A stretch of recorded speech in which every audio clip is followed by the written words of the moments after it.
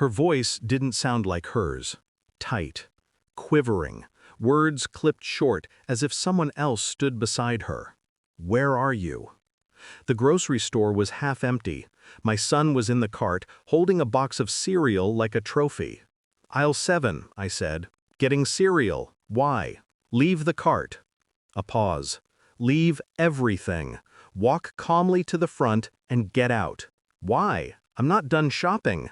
"I can't explain," she said, her breath catching. "Go now, please."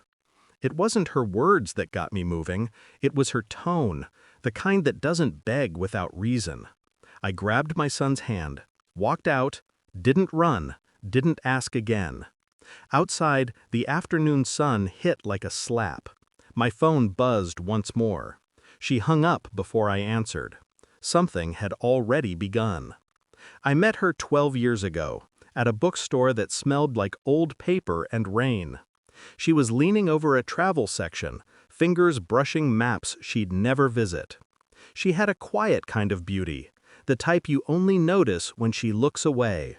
I fell fast. We married within a year, built a life on small promises and big plans. A house, a son. Sunday mornings filled with coffee and laughter that felt real. But love, I learned, isn't what blinds you. Trust does. The first crack came 6 months ago.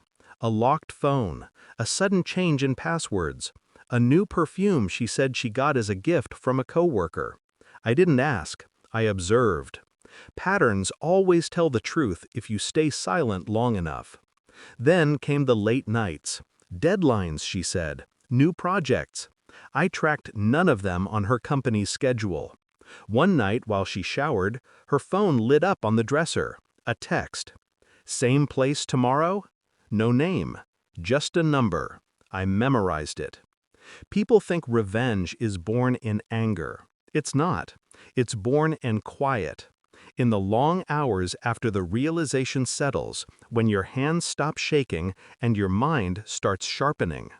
I didn't confront her. I gathered. 3 months of quiet work, pulling phone records, copying emails, downloading photos she thought she'd deleted. I learned his name. Eric. Married. Manager at her office. He had 2 kids. A wife who still believed in him. Perfect.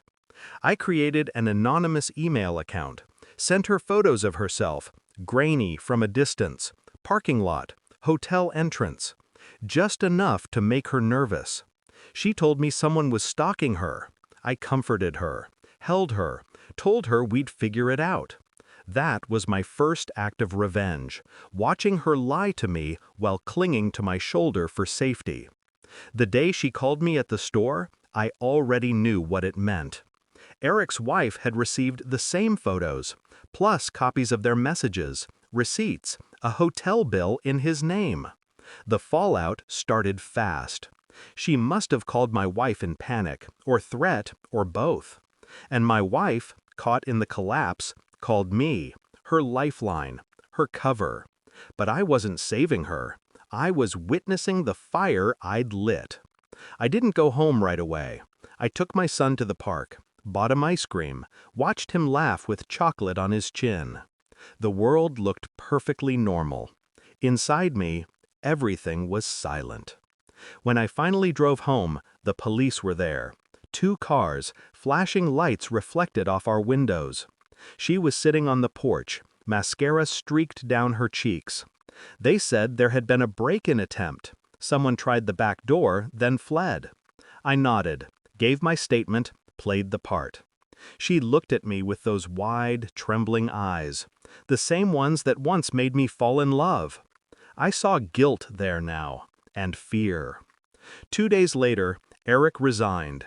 His wife filed for divorce.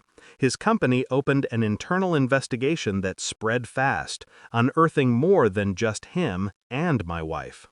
It turns out secrets multiply in offices like mold. She came to me crying that night, said she'd made a mistake, that she still loved me. I listened, every word. Then I handed her a folder.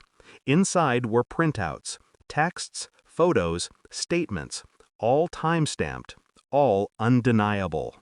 I know, I said. I've known for months. She broke then, dropped to her knees, begged for forgiveness. But tears don't erase fingerprints. I told her I'd already spoken to a lawyer. The divorce papers were ready. Custody arrangements drawn. The house would stay mine. So would our son. She tried to bargain. Promises, pleas, confessions. But I'd already spent all my emotion on her long before that night. All that was left was precision. Revenge, I realized, doesn't have to scream. It can whisper. It can look like a man sitting calmly across from the woman who betrayed him, speaking softly while dismantling everything she built with deception. In the weeks that followed, I didn't block her. I let her see what she'd lost. Our son laughing in photos. Our home lit up for dinner. The life that continued without her. That was the true punishment. Existence. Last week, she called again. Not shaking this time. Just broken. Said she was sorry. Said she still dreams of that day. Aisle 7. Her voice trembling. Me,